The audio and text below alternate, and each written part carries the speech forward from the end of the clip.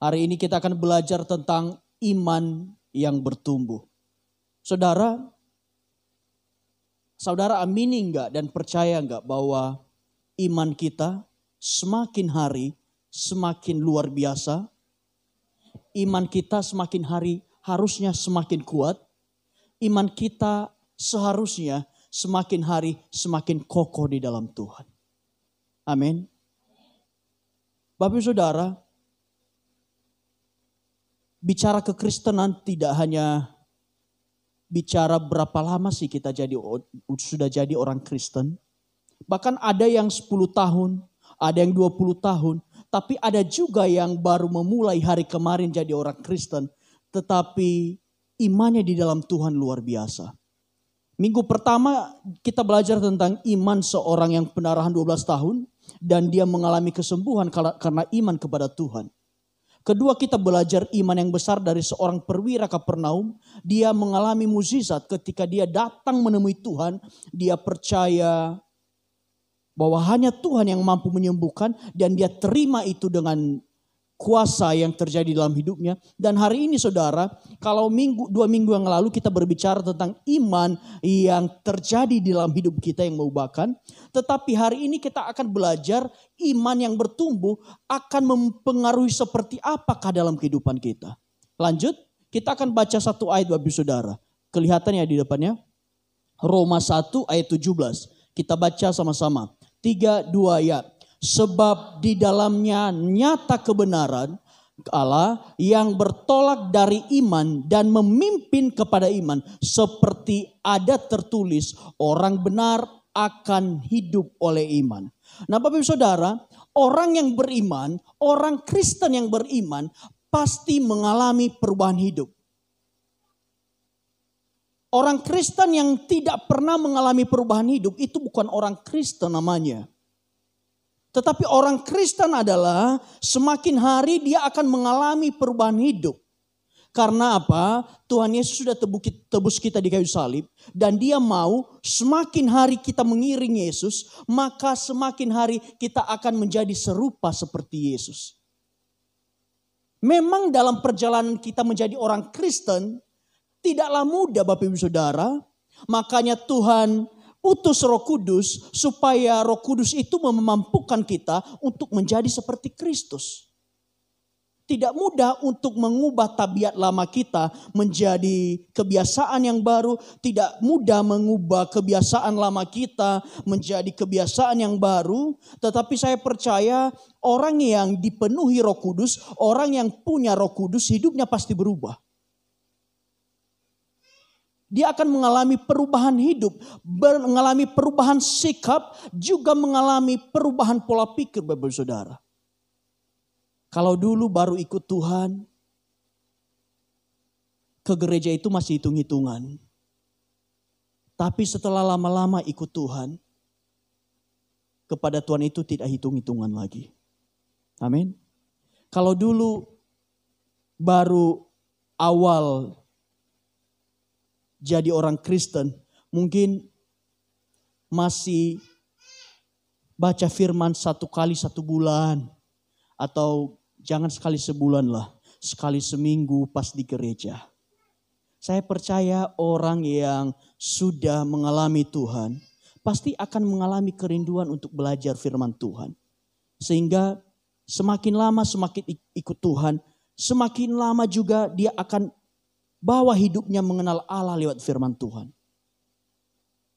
Mungkin pas awal jadi orang Kristen masih bingung. Ini kenapa orang nari-nari ya? Kenapa orang nyanyi dan bagaimana masih bingung. Tapi semakin hari semakin lama mengerti bahwa kita memuji Tuhan sebagai bentuk ucapan syukur kita kepada Tuhan. Jadi Bapak Ibu Saudara, orang Kristen itu hidupnya pasti berubah. Hidupnya berubah Bapak Ibu Saudara. Yang mungkin dulu awalnya pas awal-awal jadi Kristen. Baru tahu hanya menerima berkat. Tapi semakin lama maka dia akan mengerti bahwa hidupnya bukan hanya ada untuk menerima berkat. Tetapi Tuhan akan pakai hidupnya untuk menjadi saluran berkat. Jadi kesimpulannya adalah kita jadi orang Kristen. Nggak gitu-gitu aja. Tapi kita jadi orang Kristen harus mengalami perubahan hidup. Jadi lagunya Bapak Ibu Saudara nggak boleh bilang aku masih seperti yang dulu. Bahaya tuh. Kalau jadi orang Kristen nyanyinya aku masih seperti yang dulu, berarti itu harus bertobat namanya. Tapi orang Kristen yang sejati hidupnya pasti berubah. Gairahnya di dalam Tuhan pasti bertambah. Dan hidupnya semakin hari pasti semakin diubahkan. Amin. Bapak Saudara, next. Nah, iman yang bertumbuh itu akan menjadikan kita pertama, lanjut lagi. Nah, ini dia. Orang yang beriman, orang yang hidupnya dipenuhi firman Tuhan, pasti akan mengalami ini. Pertama, dia akan setia menanti janji Allah. Nah, kita baca Ibrani 11 ayat 11, 3-2 ya. Karena iman, ia juga dan Sarah beroleh kekuatan untuk menurunkan anak cucu, walaupun usianya sudah lewat, karena ia menganggap dia yang memberikan janji itu setia. Bapak Ibu Saudara, kesetiaan itu nggak bisa dikatakan setia kalau 1-2 tahun. Setia itu baru bisa terbukti sampai akhir hayat. Suami nggak bisa dikatakan setia kepada istrinya. Saya tidak bisa dikatakan full setia kepada istri saya sampai maut memisahkan kami. Baru saya menyandang gelar setia.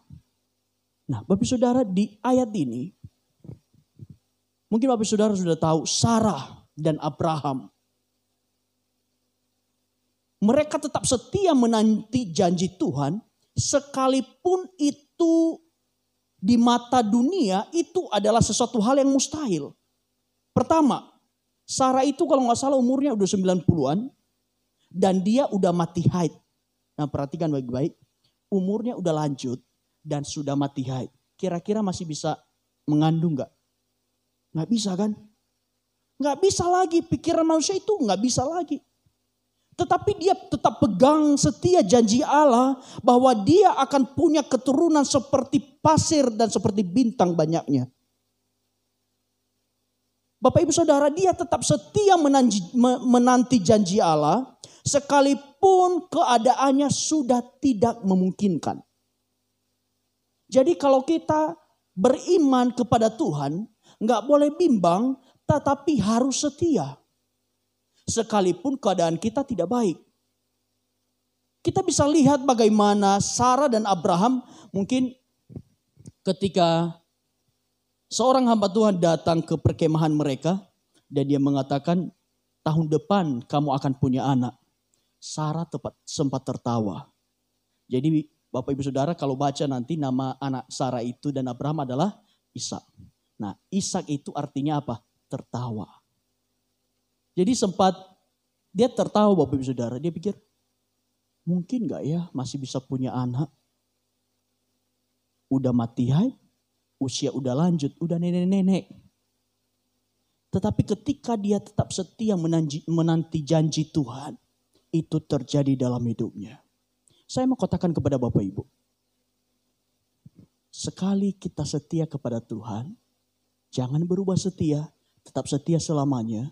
Karena janji Tuhan itu ya dan amin. Lanjut. Nah ini dia. Kesetiaan itu akan teruji oleh waktu. Saya, Pak Leo, Pak Aris masih belum bisa menyandang gelar bahwa kami setia terhadap istri kami. Sampai nanti mungkin maut memisahkan. Bapak Ibu Saudara, mengapa kita harus setia menanti janji Allah? Karena kita sudah tahu Bapak Ibu Saudara, manusia janjinya mengecewakan, betul? Bahkan mungkin suami kita seringkali mengecewakan karena dia tidak menempati janji. Misalnya suami janji, nanti deh kalau gajian awal bulan nanti saya bawa jalan-jalan ke mall. Istri udah seneng tuh, jalan-jalan ke mall. Setelah bagi-bagi uang, akhirnya yang maaf ya, kayaknya gak cukup untuk ke mall. Akhirnya apa? Kecewa. Bapak Saudara, manusia itu rentan mengecewakan. Suami istri kita rentan mengecewakan. Tetapi satu hal yang harus Bapak Ibu tahu, bahwa Allah itu setia. Apa yang dijanjikan oleh Tuhan pasti digenapinya dalam hidup kita. Tidak pernah diingkari apa yang dijanjikan Tuhan, pasti terjadi. Seperti yang dialami oleh Sarah dan Abraham. Walaupun dia sudah mati haid, walaupun dia sudah lanjut usia, walaupun kemungkinannya sudah tidak ada, tetapi mereka tetap memegang janji Tuhan. Dan itu terjadi di dalam kehidupan mereka. Bapak Ibu, karena Tuhan itu tetap sama, tidak pernah berubah. Baik hari kemarin, sekarang maupun selama-lamanya. Tuhan yang kita sembah di dalam nama Yesus tidak pernah berubah. Jadi saya mau katakan begini Bapak Ibu. Kalau dulu yang tuli bisa mendengar, maka saya yakin percaya sampai hari ini tuli bisa mendengar dengan kuasa nama Yesus. Saya percaya kalau dulu yang mandul bisa hamil dan melahirkan, maka saya percaya kuasa yang sama juga akan terjadi di tengah-tengah kita. Saya percaya kalau bangsa Israel ketika mereka mengalami pergumulan, mereka harus menghadapi tembok Yerikho. Dan kita juga saat ini mungkin lagi mengalami tembok Yerikho dalam kehidupan kita, mengalami banyak pergumulan, persoalan, ada masalah. Saya juga percaya Tuhan berikan jalan keluar untuk bisa kita mengatasi tembok Yerikho dalam kehidupan kita. Jadi Tuhan itu yang dulu nolong Israel, mereka bisa lewat tengah laut, Bapak Ibu Saudara, juga sampai hari ini tetap sama. Nanti Bapak Ibu bisa baca dalam firman Tuhan, dikatakan Tuhan itu tetap sama baik kemarin maupun hari ini sampai selama-lamanya. Itulah kenapa kita harus tetap setia menanti janji Tuhan. Karena Tuhan tidak pernah ingkar janji. Kalau dulu yang sakit disembuhkan, maka saya terlalu percaya hari ini juga yang sakit pasti disembuhkan. Tapi kita harus mengerti Bapak Ibu Saudara, bahwa waktu Tuhan pasti yang terbaik. Mungkin ada sesuatu yang kita inginkan saat ini. Kita sudah berdoa kepada Tuhan. Tuhan, saya ingin ini Tuhan. Tapi Tuhan belum kasih karena belum waktunya. Saudara, sama-sama kita bergumul kemarin untuk gedung gereja, betul. Kita mau beli ruko, betul. Kita sama-sama. Tapi apa yang saya katakan depan ini, saya bilang gini. Kalau Tuhan memang menghendaki kita punya gedung sendiri, maka Tuhan akan buka jalan, Tuhan akan permudah dan pasti jadi. Tetapi kalau Tuhan masih belum waktunya Tuhan, maka ada saja caranya Tuhan untuk mengagalkan segalanya. Dan akhirnya kita pengajuan ruko cancel. Karena harganya terlalu tinggi. Kemudian kemarin sekalian saya info kepada Bapak Saudara. Kemarin kami sudah menemui yang punya ruko ini. Dan harga ruko ini 70 juta 1 tahun. Cukup mahal Bapak Ibu, 70 juta 1 tahun. Kemudian akhirnya dia berkemurahan ngasih harga pas masa COVID 50 juta per tahun. Tetapi tetap kita nggak sanggup bayar 50 juta per tahun. Akhirnya dengan berbagai cara akhirnya kami dapat satu tempat Bapak Ibu Saudara. Jadi nanti awal September kita pindah. Amin. Kita akan pindah di ruko depan Polsek Ambawang. Puji Tuhan harganya cukup terjangkau. Dan walaupun terjangkau, keuangan kita belum sampai di sana. Tapi saya percaya Tuhan cukupkan dalam 1 bulan ke depan. Amin. Bapak Ibu Saudara, jadi sekalian saya info. Mulai awal September kita akan pindah gedung. Jadi GBI House of Worship bukan di sini lagi. Tetapi akan pindah di depan Polsek. Nah Bapak Ibu Saudara, kita itu harus tetap setia menanti janji Allah. Apa sih janji Allah? Dia akan memberkati, menyertai kita. Apalagi ini pekerjaan Tuhan. Tuhan pasti tolong. Tetapi kita sedang diuji. Kita setia enggak menanti janji itu? Kita tetap sehati enggak menanti janji Allah? Saya percaya kalau kita tetap setia, kita tetap sehati, seia sekata, kita akan menerima mujizat dari Tuhan. Seperti Abraham dan Sarah, walaupun keadaannya sudah mustahil, tetapi ketika mereka sungguh-sungguh menanti janji Allah dan teruji oleh waktu, mereka terima mujizat, yaitu mereka punya keturunan. Dan Abraham dapat gelar Bapa orang beriman. Amin Bapak Saudara. Jadi pertama, orang yang beriman pasti setia menanti janji Allah. Kedua, lanjut. Orang beriman itu pasti taat. Di Kejadian 22 ayat 2 dikatakan begini.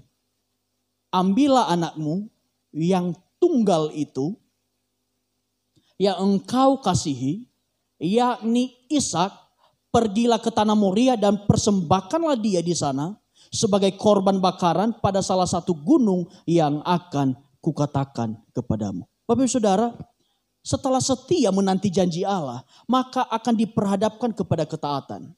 Ketaatan Abraham yang pertama diuji ketika dia harus keluar dari Ur Kasdim, Bapak Ibu Saudara.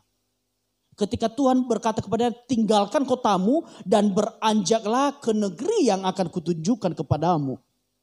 Bapak Ibu Saudara, saya pikir tanpa iman tidak mungkin taat. Coba bayangkan Bapak Ibu Saudara, kalau Bapak Ibu sedang berada di posisi Abraham. Lagi enak-enak duduk di rumah, fasilitas cukup, tiba-tiba Tuhan bilang, pindah ke Nias. Mau enggak? Nias itu apa? Nah, Nias itu 3 kali naik pesawat dari Kalimantan. Itu tempat lahir Peta. Bapak Saudara, tanpa iman tidak mungkin Abraham bisa beranjak dari Ur Kasdim menuju tanah yang dijanjikan Tuhan. Tetapi oleh karena dia punya iman, kepercayaan kepada Tuhan, dia punya iman yang sungguh-sungguh kepada Tuhan, dia tetap terima apa yang dikatakan Tuhan tanpa harus protes. Bapak Ibu Saudara, ngerasa enggak kalau misalnya nih kita udah enak, sudah aman, dan Tuhan suruh kita pindah ke posisi yang tidak nyaman. Seringkali kita protes kepada Tuhan. Tuhan, kenapa Tuhan? Seringkali ketika kita merasa sudah enak nih, terus tiba-tiba harus mengalami masalah. Seringkali kita berkata, Tuhan, kenapa saya harus mengalami ini? Tetapi Abraham, Bapak Saudara, dia tidak protes kepada Tuhan. Dikatakan dia tetap taat. Dan kedua, diuji ketaatannya, anak yang sudah dinantikan puluhan tahun, dan satu-satunya Tuhan minta dia persembahkan. Saya kasih contoh deh, Pak Leo. Kan punya anak satu tuh. Kalau Tuhan bilang, persembahkan Kayla. Saya percaya Bapak Saudara, Pak Leo pasti berontak. Saya juga begitu. Mungkin. Kenapa? Yang sudah dinanti-nantikan, sekarang Tuhan minta balik. Bapak Ibu Saudara, terkadang kita diperhadapkan kepada sesuatu yang sangat kita sayangi dan Tuhan minta. Kita taat gak ngasih. Tapi saya percaya Bapak Ibu Saudara, seperti yang dialami Abraham. Ketika Tuhan minta Ishak kepada Abraham dan Abraham ngasih, saya percaya Tuhan gak setega itu. Tuhan menyediakan korban bakaran lain. Satu hal kalau untuk Tuhan, kalau Tuhan yang minta, jangan pernah protes apa yang Tuhan minta dalam hidupmu. Karena saya percaya Bapak Saudara, apa yang Tuhan minta, pasti Tuhan tahu yang terbaik. Lanjut. Nah, Bapak Ibu, mengapa kita harus taat? Karena ketaatan itu akan teruji oleh pergumulan kita. Mungkin pada saat ini kita masih bisa punya motor, masih bisa makan enak mungkin. Dengan gampang kita bisa datang ke gereja, kita bisa memuji Tuhan. Tapi saya mau katakan Bapak Ibu Saudara, apa yang terjadi kalau satu persatu mungkin harta benda kita diambil, apakah kita masih setia beribadah kepada Tuhan? Orang yang punya iman, orang yang beriman, saya percaya apapun kondisi keadaan hidupnya, dia akan tetap beribadah kepada Tuhan. Seperti Yosua yang pernah berkata, aku dan seisi rumahku hari ini tetap datang beribadah kepada Tuhan. Lagi senang-senang dapat gaji besar, dapat penghasilan besar, mudah untuk kita berkata bahwa Tuhan Yesus baik. Tetapi kalau Tuhan itu sedang menghadapkan kita pada satu pergumulan, apakah kita masih bisa tetap berkata Tuhan itu baik? Amin Bapak Saudara. Kalau posisi lagi enak, kita bisa katakan Tuhan itu baik, sangat mudah Bapak Saudara. Tetapi pada saat kita mengalami pergumulan, masihkah kita berkata Tuhan itu baik? Pada saat kita mengalami berbagai penyakit, mungkin kerugian dalam bisnis usaha kita, masihkah kita bisa berkata Tuhan itu baik? Saya mau katakan hari ini kepada Bapak Ibu, apapun kondisi yang terjadi dalam hidupmu, di poin pertama tadi, Tuhan tidak pernah berubah, Tuhan itu selalu baik. Dan satu hal yang kita percaya, Tuhan tidak memberikan ujian melebihi kemampuan kita. Yang setuju katakan amin. Tuhan tidak pernah ngasih ujian melebihi batas kemampuan kita. Jadi ada dua kemungkinan Bapak Ibu Saudara. Tuhan tahu batas di mana kita sanggup untuk melewati semuanya. Jadi kalau sampai saat ini Bapak Ibu Saudara lagi mengalami pergumulan, punya iman dalam nama Tuhan Yesus bahwa pergumulan ini pasti saya sanggup menghadapi semuanya karena saya ada bersama Tuhan. Kemarin ketika saya lagi makan dengan istri saya bilang gini, Tuhan itu baik ya. Tuhan itu buat saya kuat. Mungkin kalau orang yang gak punya Tuhan, ketika dokter memvonis bahwa jantung saya mengalami masalah, harus dipasang ring dan segala macam, mungkin yang gak punya Tuhan dia akan down dan merasa bahwa hidupnya hancur. Tetapi puji Tuhan karena saya punya Tuhan, saya punya pengharapan, saya percaya Tuhan pasti sembuhkan saya. Karena saya tahu ujian yang saya alami tidak akan melebihi batas kekuatan saya. Dan saya selalu percaya di setiap ujian yang saya alami pasti ada hadiah yang Tuhan sediakan untuk saya. Kalau Tuhan izinkan saya mengalami ujian ini, maka saya harus melihat dengan mata iman bahwa di depan ada sesuatu yang besar menanti saya di sana. Saya juga mau katakan kepada Bapak Ibu, kalau saat ini lagi mengalami pergumulan, jangan salahkan Tuhan. Jangan jauh dari Tuhan, tetapi bilang ke Tuhan gini, Tuhan, saya gak minta masalah jauh dari saya. Tetapi saya minta Tuhan kekuatan dari Tuhan supaya saya bisa melewati masalah.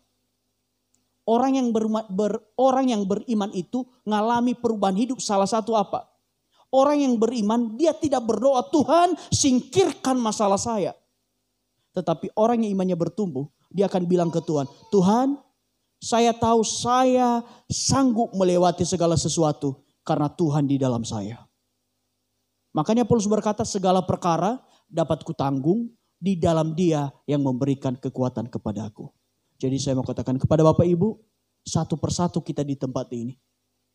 Coba pikirkan apa yang lagi engkau alami dalam hidupmu. Ingat satu hal, pergumulan itu tidak melebihi batas kemampuanmu. Punya iman engkau akan keluar sebagai pemenang dan engkau akan terima kuasa dari Tuhan. Amin. Bapak Ibu Saudara, karena kita percaya Tuhan menyediakan rancangan damai sejahtera untuk kita. Ketika Abraham disuruh keluar dari tanah Ur Kasdim dan dia ke tanah perjanjian, dia punya iman bahwa dari Ur Kasdim ke tanah perjanjian, itu pasti Tuhan menyediakan yang lebih baik. Jadi kalau Tuhan saat ini sedang menggoncang engkau untuk engkau beranjak, imani dan percayalah bahwa sesuatu yang lebih baik sedang Tuhan sediakan dalam hidupmu. Kalau saat ini mungkin engkau merasa sudah nyaman dengan pekerjaanmu, tapi ada sesuatu hal yang harus membuat engkau beranjak dari situ, maka percaya bahwa Tuhan itu punya rancangan damai sejahtera untukmu, maka imani dan percaya Tuhan menyediakan pekerjaan yang lebih baik. Dan ini kami alami dalam keluarga kami. Awal-awal istri saya harus hilang pekerjaan. Awal-awal sepertinya kami komplain. Tetapi semakin hari kami melihat kuasa Tuhan. Oh, ini ya maksud Tuhan ya. Ternyata dibuat tidak nyaman di tempat ini. Kita digoncang di tempat ini. Karena Tuhan tahu di sini ada yang lebih baik. Jadi kalau saat ini kita rasanya seperti sedang digoncang-goncang, ingat di depan Tuhan sedang menyediakan yang lebih baik lagi untukmu. Amin. Bapak Ibu Saudara, kita harus punya iman. Tuhan pasti sertai dan pelihara hidup kita. Firman Tuhan dan ada satu lagu mengatakan begini. Burung di udara Tuhan pelihara. Karena kasihnya, kalau burung di udara dipelihara Tuhan dengan luar biasa. Apalagi kita orang kesayangannya pasti dipelihara Tuhan. Saya punya moto, saya dengan istri saya punya moto begini. Kalau ikut Tuhan pasti makan. Itu yang saya iman dari dulu. Kalau saya ikut Tuhan, Tuhan pasti pelihara. Kalau saya ikut Tuhan, Tuhan pasti kasih makan. Bapak Saudara bisa tahu ketika bangsa Israel keluar dari penjajahan Mesir, mereka dibawa kemana? Di padang gurun, gak ada makanan, gak ada air, gak ada tempat berlindung. Tapi apa yang terjadi? Tuhan turunkan mana di sana. Mana dari sorga disediakan bagi mereka. Saya juga percaya Bapak Saudara, Bapak Ibu yang setia mengiring Tuhan, bahkan dalam segala keadaan, ada mana dari sorga yang turun atas keluarga Bapak Saudara. Sekalipun situasi sekeliling kering padang gurun. Tapi itulah namanya pemeliharaan Tuhan. Tuhan sanggup memelihara kita sekalipun di padang gurun. Bapak Saudara, dan saya punya iman, apa yang diambil Tuhan, pasti Tuhan gantikan yang lebih baik. Ketika motor kami mulai rusak, maka saya percaya digantikan lebih bagus. Saya juga percaya Bapak Ibu Saudara kalau ada lagi mengalami ada sesuatu yang seperti ditarik Tuhan. Karena Tuhan tahu itu sudah tidak bagus untukmu. Ada yang lebih bagus yang Tuhan sediakan.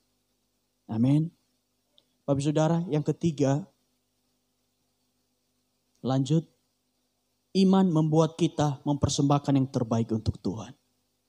Kita baca di Lukas 7 ayat 37 sampai 38, 32 ya. Di kota itu ada seorang perempuan yang terkenal sebagai seorang berdosa.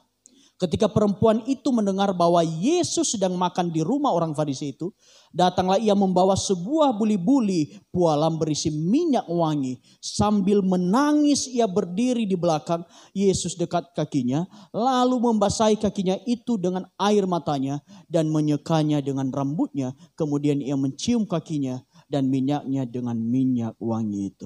Bapak Saudara, saya mau katakan Bapak Saudara, kalau untuk Tuhan, jangan pernah hitung-hitungan. Karena ketika engkau tidak pernah hitung-hitungan kepada Tuhan, terlebih lagi Tuhan tidak akan pernah hitung-hitungan kepada engkau. Ini cerita tentang seorang pelacur. Tetapi dia sadar dia orang berdosa. Ini penting Bapak Ibu Saudara. Kita harus sadar betul bahwa kita ini orang, gak ada orang yang benar. Tetapi kita ini orang yang dibenarkan dengan darah Yesus. Tapi kita harus sadar betul posisi kita bahwa kita ini orang gak layak sebenarnya. Tetapi darah Yesus yang melayakkan kita, semua Bapak Ibu Saudara semua, kita bisa sampai ada di tempat ini karena Tuhan melayakkan kita semua.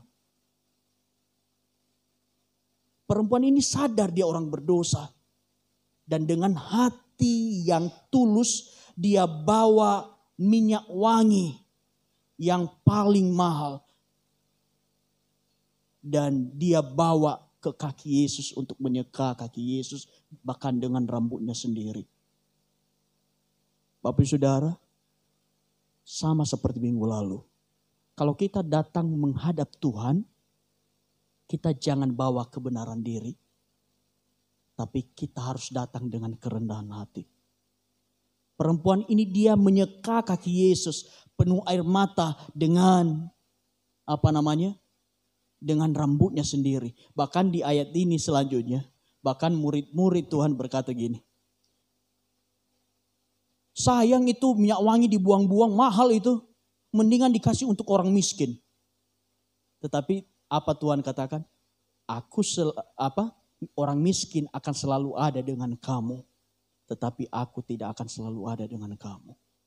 Bapak Ibu Saudara, ketika kita sudah menyadari kehadiran Tuhan dalam hidup kita, kita pasti digerakkan untuk memberikan yang terbaik untuk Tuhan. Kita berikan waktu kita yang terbaik, kita berikan penampilan kita yang terbaik. Bukan berarti harus pakai baju bermerek, tetapi yang terbaik kita bisa berikan kepada Tuhan. Lanjut. Nah, mempersembahkan itu akan teruji oleh ketulusan. Memberi tanpa ketulusan tidak akan berarti apa-apa. Ada satu cerita di dalam Alkitab Bapak Saudara.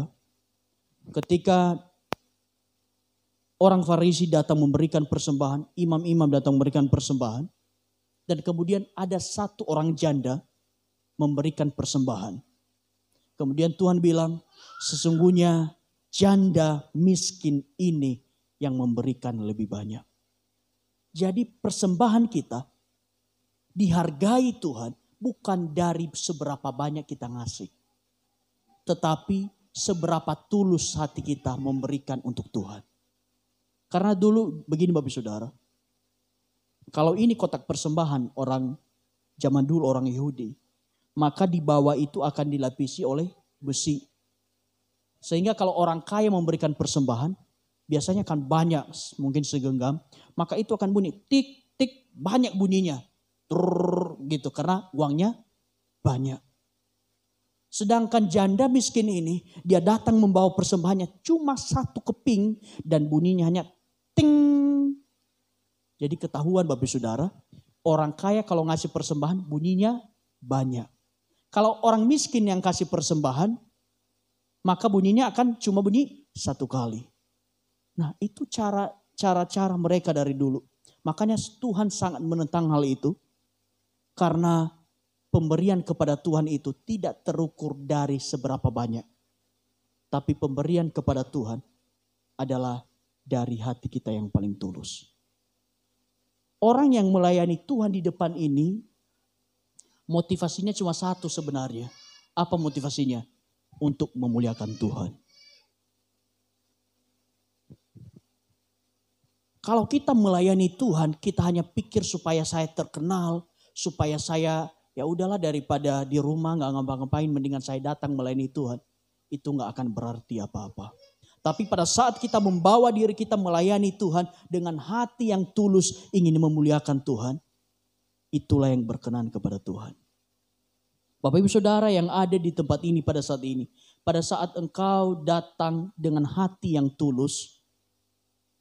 Maka Tuhan melihat hatimu yang sungguh-sungguh mengasihi Dia. Bapak Ibu Saudara, pemberian terbaik itu wujud kita menghargai Tuhan di atas segala-galanya. Amin. Nah Bapak Ibu Saudara, kalau ada orang yang kita hargai, sangat kita hargai, pasti kita gak akan kasih barang yang asal-asalan.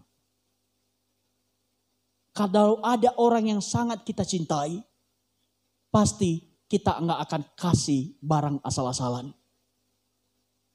Saya ketika pacaran kepada istri saya, dia telepon saya pagi-pagi. Bang, Bukan bang ya, adik. Saya mau ke Jogja. Pagi-pagi tuh jam 6 pagi. Padahal saya baru tidur dari jam 5 1 jam.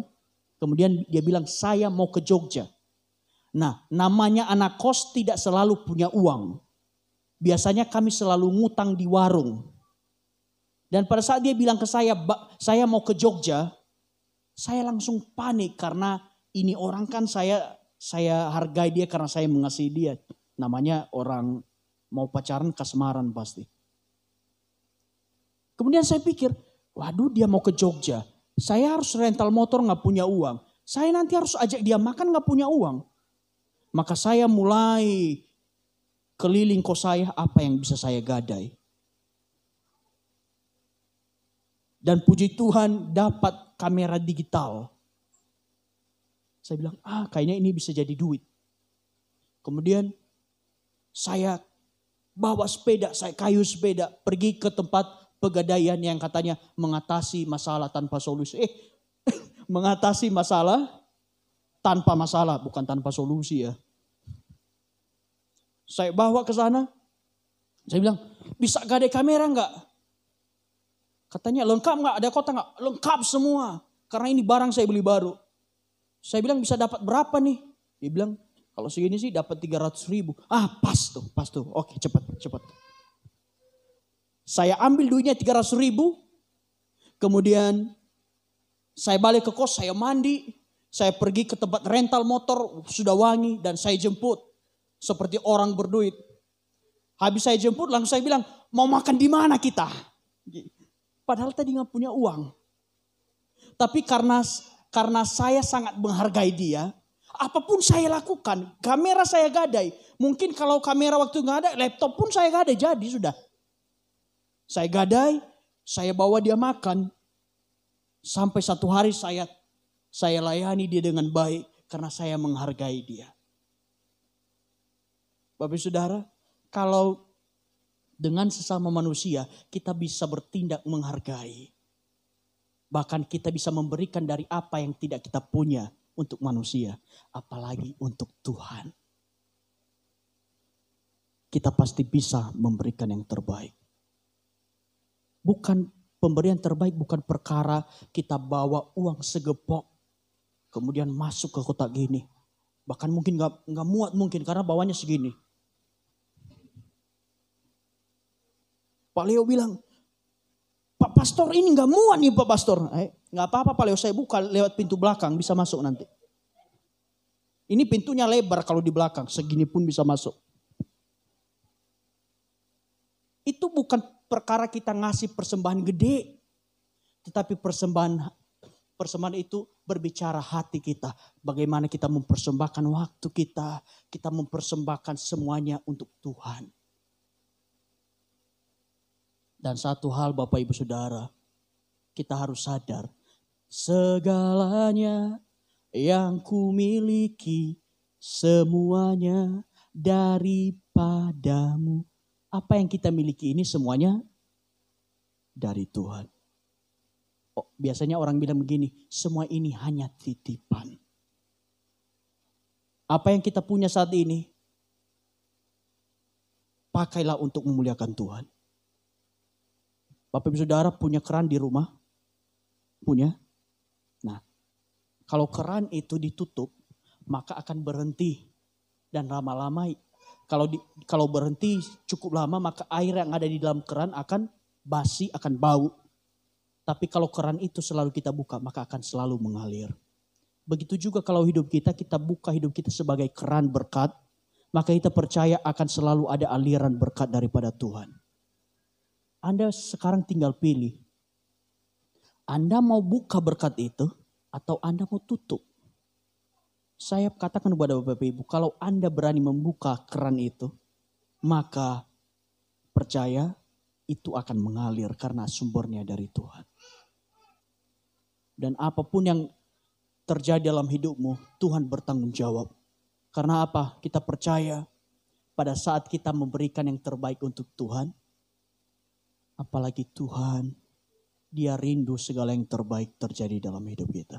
Amin. Slide terakhir Bapak Saudara. Next. orang Kristen yang imannya bertumbuh, pasti hidupnya berubah. Amin. Ada banyak yang saya lihat hidupnya berubah karena mengenal Tuhan. Ko Ervin hidupnya berubah semenjak dia kenal Tuhan. Amin. Pak Aris hidupnya radikal berubah karena dia mengenal Tuhan. Pak Leo hidupnya berubah. Dari dulu yang gak mau tahu tentang firman, sekarang mau tahu banyak tentang firman. Semuanya kenapa? Karena Tuhan. Dan saya percaya juga Bapak Ibu semua di tempat ini, hidupnya pasti berubah karena pengenalan akan Tuhan dan punya iman yang bertumbuh. Amin.